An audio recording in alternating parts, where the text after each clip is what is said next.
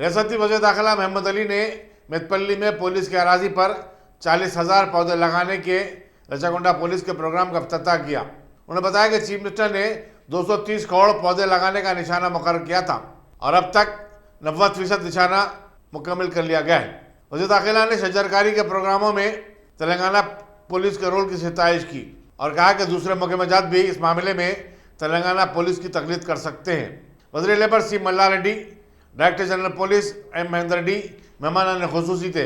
Commissioner police Rachakonda Mahesh Bhagwat ने बताया कि दूसरे मरहले में 60,000 पौधे लगाए जाएंगे। Chief conservator forest MJ Akbar, in charge collector Medchal Shweta Mohanty, पीरजादीगुड़े के मेयर J वेंकट रेड्डी और दूसरे भी इस मौके पर मौजूद थे। हैदराबाद मेट्रोपॉलिटन डेवलपमेंट अथॉरिटी हमडा ने शहर के अतराफ अकनाफ के 20 तालाबों को तरक्की देने का मंसूबा बनाया है। अब्दुल्लापुर मीट में मासाब चिरीवुक के बंद को 5 मीटर से बढ़ाकर 15 मीटर कर दिया गया है। बंद पर लोगों के बैठने के लिए सीटिंग का इंतजाम भी किया गया है और एक वर्किंग ट्रैक भी बनाया गया है। तेलंगाना हुकूमत ने रियासत में 3 नए मंडलों के क़याम की तजवीज़ के साथ एक एलामिया जारी किया है और इस सिलसिले में मुताल्लिक़ा जिला कलेक्टरों से कहा गया कि वह अंदरून 30 दिन आवाम की तजावीज़ और इतराज़ात कबूल करें। जो नए मंडल कायम किए जा रहे हैं उनमें ज़िले नारायणपेट में गुंडुमल और कोत्तापल्ली, विकाराबाद में दुधियाल शामिल हैं। टोली चौकी में जायदाद के तनाज़े को लेकर एक भाई ने अपनी ही बहन का दिन दहाड़े कत्ल कर दिया। तफसीलात के मुताबिक यह वाक़या आदम कॉलोनी में पेश आया। आरिफ ने अपनी 41 साला बहन रईसा फातिमा को, जो कि पेशे से वकील भी थी, मामूली बहस के बाद उसे चाकू से ज़रबात पहुंचाए। रईस फातिमा को करीबी खान की दवाखाने को मुंतकिल किया गया, जहां डॉक्टरों ने उसे मुर्दा करार दिया। पुलिस गोलकुंडा मसरूफ़ तहक़ीक़ात है। आज अंदाजा 1 बजे 40 मिनट पर अपना पेट्रोकार को डायल कॉल आया था। एक बहन को भाई मार दिया उनकी। फ़ौरन अपना स्टाफ वहाँ पर पहुँच गया। इसके बाद मेरी इन्फॉर्मेशन दी तो हम भी वहाँ पर स्पॉट पे चले गए। ये बहन का और फैमिली मेम्बर्स का डिस्प्यूट है वो डेथ हो गए। सब उनका नाम रईस फातिमा है। उन्होंने 2003 अंदाजा टाइम पे शादी हुआ। 1-2 साल के बाद में उसका हस्बैंड डेथ होने के बाद उनके घर पे आके रह गया और उन्होंने और उसके 2 बच्चे भी पेरेंट्स के पास ही रह रहे। और डिसीज्ड को और उसका बायाँ पूरे 5 लोग हैं। छोटे छोटे इश्यूज़ में आर्गुमेंट्स होना, प्रॉपर्टी के डिस्प्यूट में भी आर्गुमेंट्स हो रहे। उसमें डिसीज का फिंगर वन रईस आरिफ है उसका नाम। तो उनका टार्चर बहुत कर रहे बोल के उन्होंने घर भी खाली करके नियर बाई लोकेशन पे घर ले गया। तो फिर भी बाद में हर बार आके उसका बैंक को रिक्वेस्ट कर रहे हैं, अब क्या होना हम दे देंगे, यहाँ से आप हट जाओ बोल।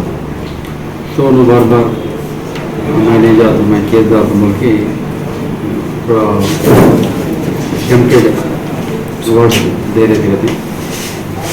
तो वजह से भी मैं बोल रहा हूँ, नहीं मान रहे, तो उससे मैं ये कदम उठाना पड़ा। आज भी सुबह बातचीत में कर रहे हैं, उनको जाने के लिए बोल रहा हूँ। उन्होंने नहीं जाता बोल के मना कर रहे हैं। वो उससे फिर आके मैं उसके ऊपर वो किचन में थे, उससे मैं हमला करा बोल के मालूम पड़ा।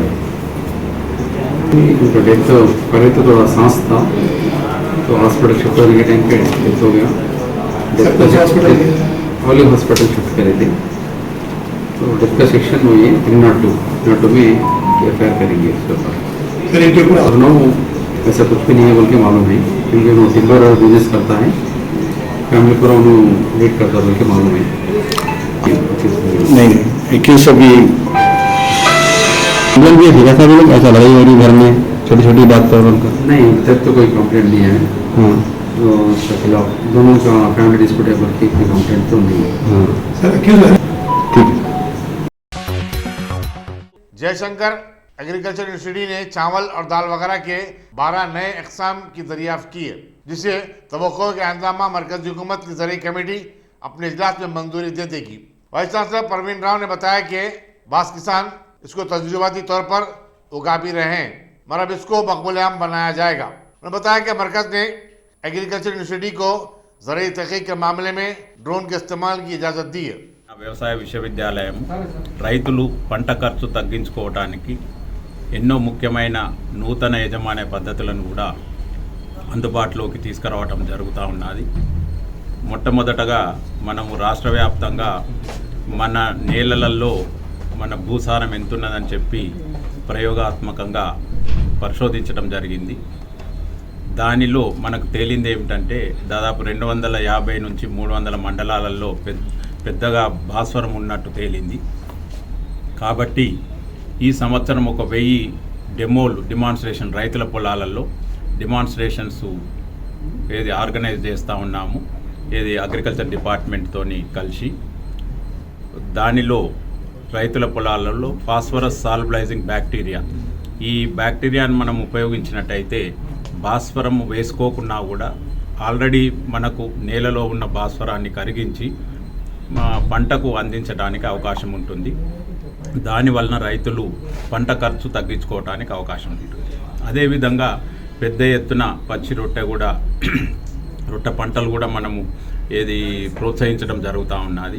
వరికి ముందు, వరి తర్వాత వివిధ పంటల పంట మార్పిడిలో దీనివలన కూడా మనకు మన నేల యొక్క నాణ్యత పెరుగుతుంది, నీటిని పట్టి ఉంచుకునే శక్తి పెరుగుతుంది. అదేవిధంగా భూసారం కూడా పెరగడానికి అవకాశం ఉంటుంది, ముఖ్యంగా నత్రజని. కాబట్టి రైతులు కూడా పెద్ద ఎత్తున ఈ పంటలను వారి యొక్క పంట మార్పిడిలో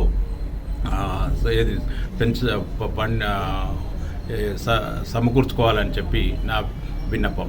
ఇక మూడోది, ఏదైతే కొత్తగా మనం ఆర్టిఫిషియల్ ఇంటెలిజెన్సు ఏదైతే ఈ కొత్త టెక్నాలజీస్ మనకు అందుబాటులోకి వస్తున్నాయో.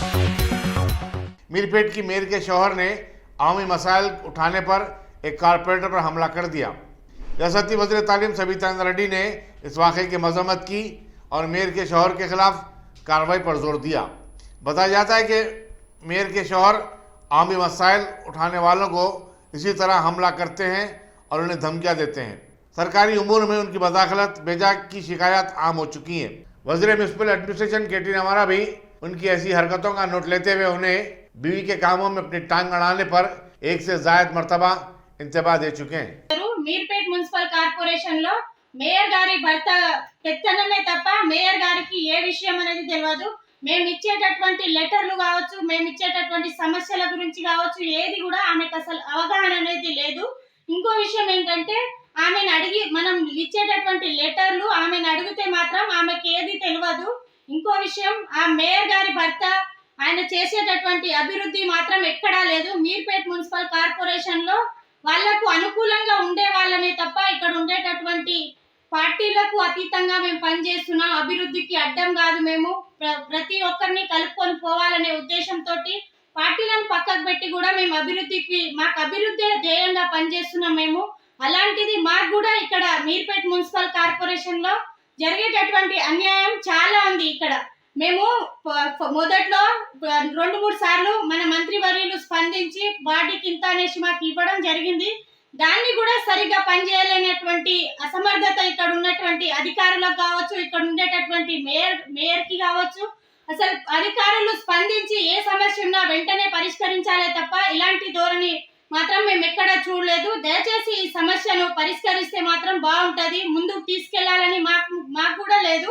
ఎందుకంటే కలిసిమెలిసి పనిచేసుకోవాలనే ఉద్దేశంతో మేము పనిచేస్తున్నామే తప్ప ఎవరికి వ్యతిరేకంగా కానీ ఎలాంటివి చేయట్లేదు. మేము ఇప్పుడు మా లాంటి కార్పొరేటర్లకే ఇలాంటి పరిస్థితి ఉంది. రేపు సామాన్య ప్రజలు వచ్చి ఆయనకు అడిగేటటువంటి సమస్యల గురించి నేను ఒక కార్పొరేటర్ స్థాయిలో ఉన్న ఒక మహిళగా నేను అడిగితేనే అలాంటి రెస్పెక్ట్ ఇచ్చిండు. నాకు ఎలా మాట్లాడుతుందంటే నేను చెయ్యను, మేయర్ గారు రారు, కావాలనుకుంటే మీ సమస్యలు ఏమైనా ఉంటే నా ఇంటికి వచ్చి చెప్పండి అనేది ఎంతవరకు న్యాయం? అసలు సామాన్య ప్రజలు వస్తే వాళ్ళ పరిస్థితి ఏంది ఒక్కసారి ఆలోచించుకోవాలి మనమందరం కూడా. ఇక్కడ ఉన్నటువంటి మన గౌరవ స్థానిక ఎమ్మెల్యే సబితా ఇంద్రా రెడ్డి మేడం గారు, మంత్రివర్యులు కూడా స్పందించి ఇలాంటివి మరి ఇంకోసారి రిపీట్ కాకుండా వారి మీద కఠినమైనటువంటి చర్యలు తీసుకొని మా సమస్యలను పరిష్కరించే విధంగా చర్యలు తీసుకోవాలని మా తరపున మేము మంత్రివర్యులకు కూడా మేము రిక్వెస్ట్ చేయడం జరుగుతుంది. नुमाइश मैदान में वाक़ कमला नेहरू पॉलिटेक्निक कॉलेज में 7 कोर्सेज को बर्खास्त कर दिया गया है। कॉलेज की तालिबात ने इंतजामिया के इस इक़दाम के खिलाफ गन पार्क पर एहतजाजी धरना दिया। इन तालिबात का कहना है कि इंतजामिया के इस इक़दाम से 1000 से ज़ायद तालिबात का तालीमी कैरियर दांव पर लग गया है। उन्होंने रियासती हुकूमत से इस मामले में मुदाखलत करने की मांग की। इसी दौरान कमला नेहरू पॉलिटेक्निक कॉलेज के सेक्रेटरी धीरज जायसवाल ने बताया कि खानगी कॉलेजों को हुकूमत की तरफ से दी जाने वाली फंड की मौजूदगी के सबब इन कोर्सेज को बर्खास्त करना पड़ा है। उन्होंने बाद लेक्चरर्स पर इल्ज़ाम आयद किया कि वो अपने तबादलों के डर से तालिबात को गुमराह कर रहे हैं। नाम धीरज जायसवाल है। मैं कमला नेहरू पॉलिटेक्निक कॉलेज का सेक्रेटरी बात कर रहा हूँ। और आजकल कुछ दिनों से मीडिया में, टीवी में, न्यूज़पेपर में काफ़ी कमला नेहरू के चर्चे हो रहे, और ये चर्चे की वजह क्या है मैं आप लोग को तफसील से समझाना चाहूँगा। हमारा कॉलेज करीब 60 साल पुराना है और ये पहला कॉलेज है पॉलिटेक्निक वुमेंस कॉलेज इंडिया में। और हमारी नीयत है सो गरीब स्टूडेंट्स को मदद करने की है। गरीब स्टूडेंट्स को मदद करने की नीयत से हम ये कॉलेज चला रहे, और कोई भी प्रॉफिट कमाने की नीयत है ही नहीं। ये कॉलेज ना मेरा है, ना किसी इंडिविजुअल का है, ना किसी प्राइवेट पार्टी का है। ये कॉलेज एग्जीबिशन सोसाइटी का है। एग्जीबिशन सोसाइटी करीब 20 schools, colleges, girls schools, colleges सारे तेलंगाना में काफ़ी सालों से चला रही, और जितने भी स्कूल्स कॉलेजेस चल रहे ये सब की फ़ीस सबसे कम, और स्टूडेंट्स को किसी को भी बाहर नहीं हुए उस तरीके से ये फ़ीस चार्ज करते। अब कमला नेहरू का क्या मसले पे मैं आता हूँ। कमला नेहरू इतने सालों से चल रहा था, गवर्नमेंट एड दे रही थी। गवर्नमेंट का एड मतलब स्टाफ की सैलरी गवर्नमेंट देती थी और थोड़ा खर्चा एग्जीबिशन सोसाइटी देती थी। ये दोनों मिला के कॉलेज चलता था। मार्च 2020 में गवर्नमेंट ये डिसाइड करे कि अभी aid, grant and aid private colleges को नहीं देंगे। इस सूरत हाल में अब हमको कॉलेज चलाना ज़रूरी है। इसीलिए जो गवर्नमेंट की फ़ीस मुकर्रर है, मिनिमम फ़ीस जो मुकर्रर है, वो फ़ीस हम चार्ज कर रहे, वो भी स्टूडेंट्स को चार्ज नहीं करते। गवर्नमेंट हमको रिएम्बर्स कर देती स्टूडेंट के बिहाफ से। यहाँ पे स्टूडेंट को कुछ भी एक पैसा भी नहीं लगता। अब ये प्रोटेस्ट हो रहा सो एकदम गैर वाजिबी है, इसका कोई मतलब ही नहीं है, प्रोटेस्ट चलते जा रहा। तो मैं ये बताना चाह रहा हूँ कि ना हम कॉलेज बंद कर रहे, कॉलेज भी चला रहे, और सेल्फ फाइनेंस कर रहे। सेल्फ फाइनेंस का मतलब ये नहीं हुआ कि हम फ़ीस मुकर्रर कर रहे, हम फ़ीस मुकर्रर नहीं करते। फ़ीस भी गवर्नमेंट मुकर्रर करती, मिनिमम जो फ़ीस रहती वही फ़ीस चार्ज करते, और बच्चों को वो फ़ीस पे करने की भी ज़रूरत नहीं रहती, क्योंकि गवर्नमेंट उनके बच्चों की तरफ से कॉलेज को फ़ीस भर देती। इन इत्तलात के बाद के बीजेपी युवा मोर्चा के कारकुन बेरोजगार नौजवानों को रोजगार फराहम करने की मांग करते हुए चीफ मिनिस्टर के चंद्रशेखर राव की सरकारी रिहाइशगाह का मुहासरा करने वाले हैं। सिटी पुलिस ने युवा मोर्चा के सैकड़ों कारकुनों को सुबह 5 बजे से ही हिरासत में लेना शुरू कर दिया। इनमें बीजेपी भाग्यनगर डिस्ट्रिक्ट के सदर सुरेंद्र रेड्डी भी शामिल हैं। सुरेंद्र रेड्डी ने कहा कि युवा मोर्चा ने ऐसे किसी प्रोग्राम का ऐलान नहीं किया। तेलंगाना पुलिस की इंटेलिजेंस फर्जी खबरों को बुनियाद बना रही है, और इससे उसकी कारकर्दगी का अंदाजा लगाया जा सकता है। అంటే ఈరోజు చాలామంది భారతీయ జనతా పార్టీ కార్యకర్తల్ని మరియు యువ మోర్చా కార్యకర్తల్ని పోలీసులు అరెస్ట్ చేస్తున్నారు. ఎందుకంటే ఈ యొక్క ప్రభుత్వ విధానాలను వ్యతిరేకిస్తూ మేము చేస్తున్నటువంటి ధర్నాలని వారు సహించుకోక ఈ యొక్క ధర్నాలను ఆపాలనేటువంటి ఉద్దేశంతో కార్యకర్తలను అరెస్ట్ చేయడం జరుగుతుంది. రేపు జరిగేటువంటి బలహీన వర్గాల యొక్క నిరుపేదల యొక్క ధర్నా రేపు ఉంది. మొత్తం తెలంగాణ ప్రాంతం నుండి అన్ని జిల్లాల నుండి కూడా మా కార్యకర్తలు ఇందిరా పార్క్ వస్తున్నారు. ఆ యొక్క కార్యక్రమాన్ని ఆపడానికి పోలీసులు, ఈ యొక్క ప్రభుత్వము మా యొక్క కార్యకర్తల్ని అరెస్ట్ చేస్తున్నారు. నేను ఇది ఖండిస్తున్నాను. ఈ యొక్క ప్రజాస్వామ్యంలో ప్రతి ఒక్కరూ నిరసన తెలిపేటువంటి అవకాశం ఉంటుంది కాబట్టి దాన్ని మీరు ఈ రకంగా ఆపొద్దని నేను ప్రభుత్వాన్ని హెచ్చరిస్తున్నా. ఈ యొక్క కార్యక్రమాలు నిర్వహించుకునేటువంటి స్వాతంత్రం ప్రతి ఒక్క భారతీయ జనతా పార్టీ కార్యకర్తలకు ఉంటుంది అని నేను మనవి చేస్తూ ఈ యొక్క దుశ్చర్యల్ని మేము ఖండిస్తూ ఇలాంటి చర్యలు మళ్ళీ జరగకుండా చూడాలని నేను ప్రభుత్వాన్ని కోరుతున్నాను. सन सिटी राजेंद्र नगर के एक तालाब में सुलेमान नगर का रहने वाला 19 साल नौजवान मोहम्मद फैसल गरकाब हो गया। बताया जाता है कि अपने दोस्तों के साथ तैराकी के लिए गया था। राजेंद्र नगर पुलिस ने नाश को निकालकर पोस्टमार्टम के लिए रवाना किया और एक मुकदमा दर्ज करते हुए मजरूब तहकीकात है। इससे पहले ऑलरेडी 10-8 साल पहले मेरे बच्चे को भी यही लाके मारे, ये मेरी बहन के बच्चे को भी यही लाके ऐसा करे। गाड़ियों के निशाना पूरे निशाना है। ये कातिल कौन है ना, और ये कई को बनने कर रहे। जब यहाँ पे जा रहा तो इतना पानी जा रहा था, ये कई को एक्शन नहीं ले रहे आप लोग, कई को वो नहीं कर रहे। हर किसी का माँ का पेट जलना है, सब बोलिए आप।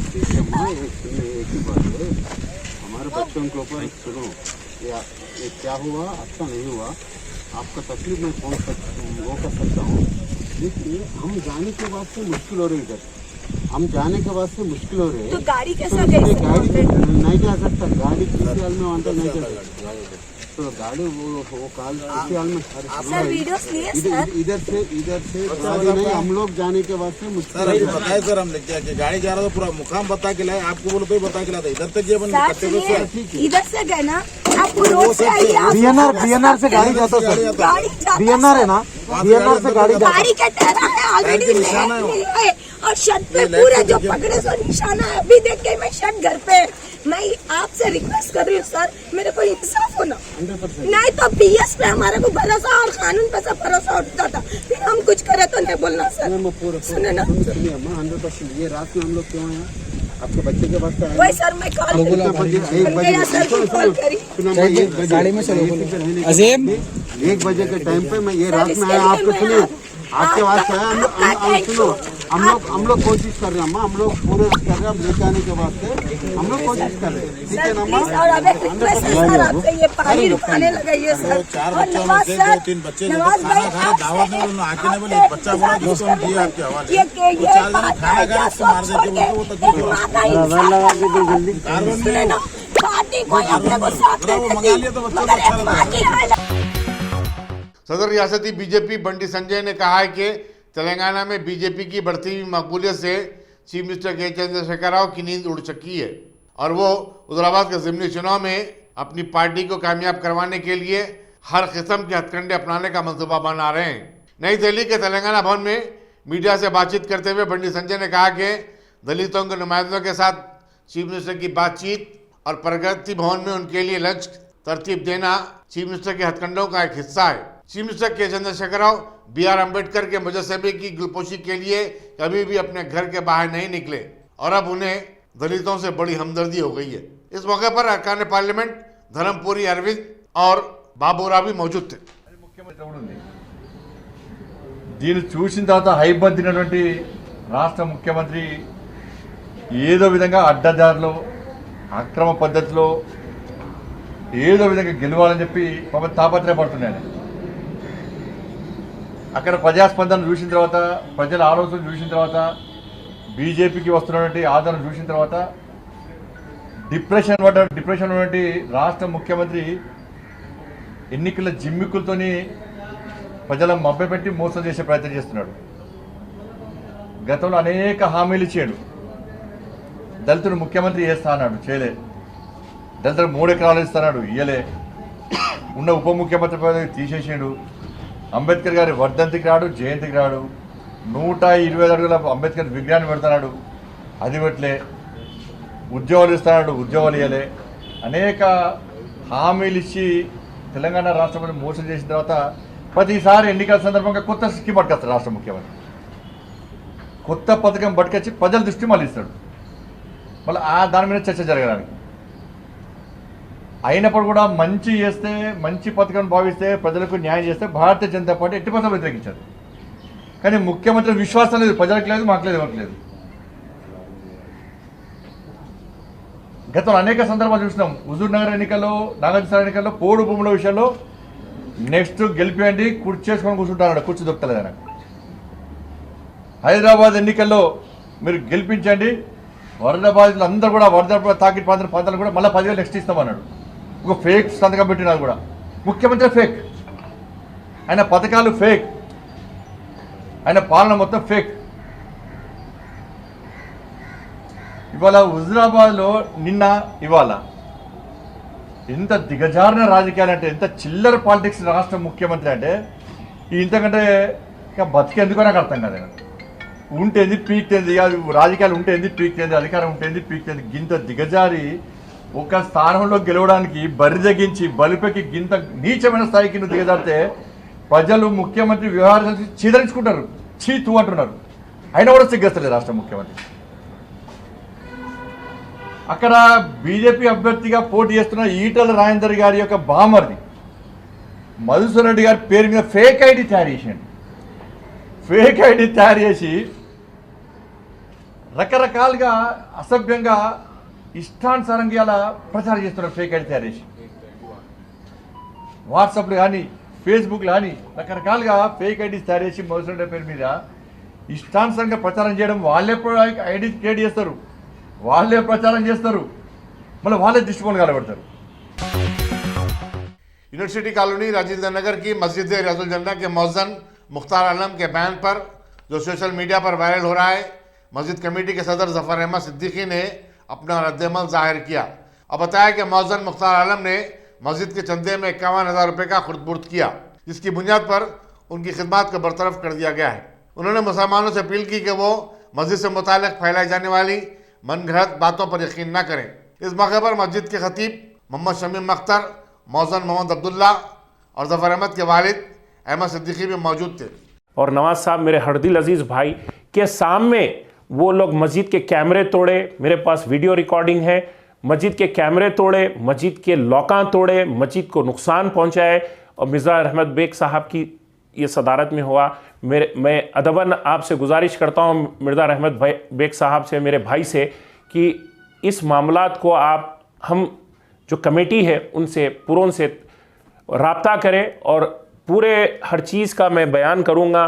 और ये मकतूब जो है एक हमारे पास मौज़न है जिसकी तनख्वाह 6 से 7 थी, मैं 10 किया उनका. बरकैफ आपसे मेरी एक ही अदबन गुजारिश है मिर्ज़ा रहमत बेग साहब से, मेरे से अगर आप अगर फ़ोन करें तो मैं ख़ुद आपके पास आ जाऊँगा, या आप मेरे पास आना चाह रहे. अभी मैं हॉस्पिटल से बिल्कुल देखे मेरे पसीने भी जा रहे हैं, मेरे को अल्लाह मुझे सेहत दे.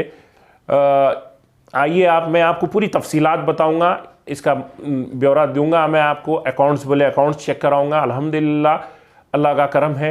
आखिरी में यही कहना चाहता हूं कि इस कल के बाद जो है आज फजर की नमाज नहीं हुई, अल्लाह के घर में नमाज सजदा नहीं हुआ, इसका बड़ा अफसोस है मेरे को, इसका बड़ा अफसोस है.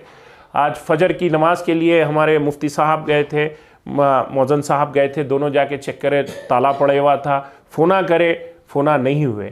और एक चीज़ ये है कि कल इशा की नमाज के बाद जो है ना, हमारे इमाम साहब, ख़तीब साहब और इमाम साहब को वो जबरन कुछ लिखा लिए और साइन करा लिए. जाहिद साहब, ज़ुबैर साहब और हमारे भाई साहब और अकबर साहब, ये चारों मिलके इनसे जबरन साइन करा लिए. मैं चाहता हूँ असदुद्दीन साहब जो हर दिल अज़ीज़ है हर एक के, और हमारे हैदराबाद के MP साहब है बैरिस्टर असदुद्दीन साहब से मेरी अदबन गुजारिश है, इसकी पूरी तहक़ीक़ात की जाए. जो अल्लाह के घर को नुकसान पहुँचाए हैं इनके ऊपर कार्रवाई की जाए और इनको सख्त से सख्त सज़ा दी जाए, और हमारे अल्लाह के घर को ये बदनाम होने से बचाए. जज़ाकल्लाह खैर. अस्सलाम. डंडीगल पुलिस ने ज़िले संगारेड्डी के जनारम मंडल की 35 साला खातून की असमत रेजी और उसके कत्ल के इल्ज़ाम में बुलारम के एक जोड़े को गिरफ्तार कर लिया है. बताया जाता है कि 30 साला रवि ने इतवार को इस खातून मजदूर को घर में काम करने के लिए ले आया, जहां उसने उसकी असमत रेजी की और फिर कत्ल कर दिया. Deputy commissioner police Balanagar Padma जान ने बताया कि रवि उसकी बीवी ने बाज़-ए-अज़ां इस खातून के जिस्म से जेवर उतार लिए और फरार हो गए थे. దుండిగల్ పోలీస్ స్టేషన్ లిమిట్స్లో రిజిస్టర్ చేసినటువంటి విమెన్ మిస్సింగ్ కేసు 26వ తారీఖు ఒకటి విమెన్ మిస్సింగ్ కేసు ఒకటి రిజిస్టర్ చేయడం జరిగింది. రిజిస్టర్ చేసిన తర్వాత వాళ్ళ రిలేటివ్స్ తోటి, తర్వాత ఆమె ఎక్కడైతే పని చేస్తుందో అక్కడంతా కూడా మనము ఎంక్వైరీ చేస్తే అక్కడ దొరికిన ఒక లీడ్ తోటి ఏసీపీ పేట్ బషీరాబాద్ రామలింగరాజు, తర్వాత వాళ్ళ inspectors SHO Dundigal Ramanareddy, SHO Medchal Praveen, తర్వాత దుండిగల్ ఎస్ఐ శ్రీనివాస్, తర్వాత सेंट्रल वक्फ काउंसिल ने टिमरिस के 42 स्कूलों के लिए 83 करोड़ रुपए की माली इमदाद फराहम की है। सेंट्रल वक्फ काउंसिल की टीम ने जो हैदराबाद के 4 रोजा दौरे पर है, बीजेपी की रियासती दफ्तर पर एक प्रेस कॉन्फ्रेंस से खिताब करते हुए ये बात बताई। उन्होंने कहा कि टिमरिस किराए की जिन इमारतों में मदारिस चला रही है, उनकी जगह औकाफी हराजी हासिल करे तो उसकी अपनी ज़ाती शानदार इमारतें तामीर हो सकती है। मरकजी टीम ने रियासती वक्फ बोर्ड की कारकर्दगी की सिताइश की और औकाफी अमलाक की जायदादों को डिजिटल बनाने के काम में मजीद तेजी पैदा करने की जरूरत पर जोर दिया। प्रेस कॉन्फ्रेंस से खिताब करने वालों में हनीफ अली के अलावा टी नौशाद, मुनव्वरी बेगम और दरख्शां अंद्रा भी काबिल जिक्र हैं। Learned senior member of the Central Waqf Council, Janab Hanif Ali Saab. We are here for the routine annual visit and inspection of the State Waqf Board for 4 days. Yesterday, we have had a meeting with the Honorable Chairman of the Waqf Board, CEO, and the learned members of the Waqf Board, and we have expressed our apprehensions regarding the present functioning of the Telangana State Waqf Board before the board and before the Honorable Chairman. We are taking earnest efforts to get an appointment with the Chief Secretary, Secretary of Waqf, and the Honorable Minister for Home Affairs to discuss these pertinent issues. All those issues prevailing there in Telangana State and Hyderabad is rightly expressed by the learned senior member, my colleague Mr. Hanif Ali Saab. So I would like to mention something regarding the present functioning of the Ministry of Minority Affairs, Government of India, and the Central Waqf Council. The Hyderabad and Telangana being a Muslim-dominated area, I feel that it is the bounden duty of the Central Waqf Council members for and on behalf of the Ministry of Minority Affairs and the Government of India to explain or express what the Modi government is doing for the betterment and benefit of the Muslim community of India. As we used to say, we have lost nearly 40% of the Waqf property existed in India at the time of independence. The remaining is only 60%, somewhat 60%, and this government is very particular about preserving and protecting the existing property. For that, earnest efforts were there from the part of the government, and we have adopted certain scientific measures for the same. As you all are rightly aware, the GPS mapping of the Waqf properties all over the Union of India is going on under the VAMC project. The 100% funding is from the Government of India. So the very intention of the Central Waqf Council behind the GPS mapping is to consolidate the data, including the plan of the Waqf properties, which is at present available in India and registered with the state Waqf Board.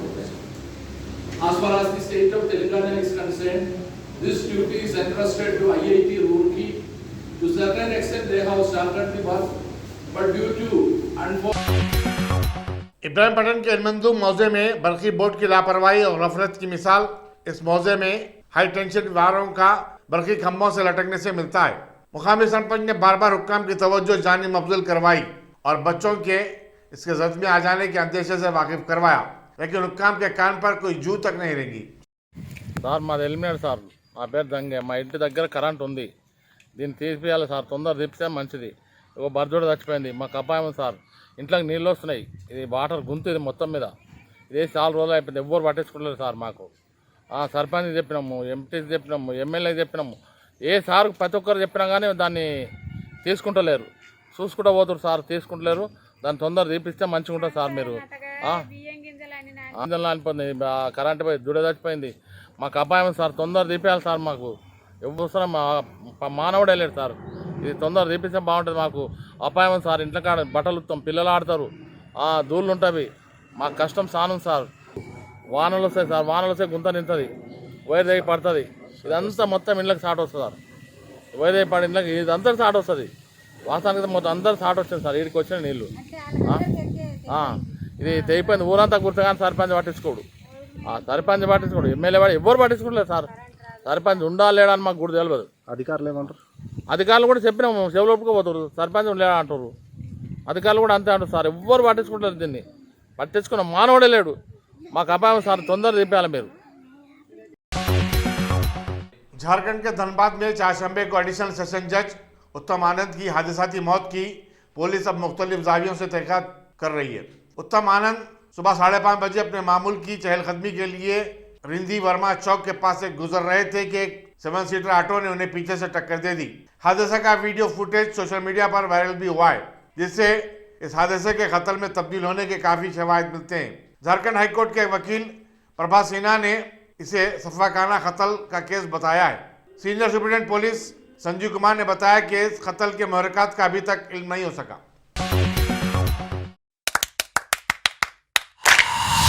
Dynamic Success the Junior College. Enter to win. Masters in MPC and BPC. Integrated coaching for NEET, IIT, JEE. Separate block for girls. Better coaching, better planning, better environment with better results. Opposite Madannapet Mandi, Saeedabad, Hyderabad. Phone 04029701124. An Institute of Success Schools.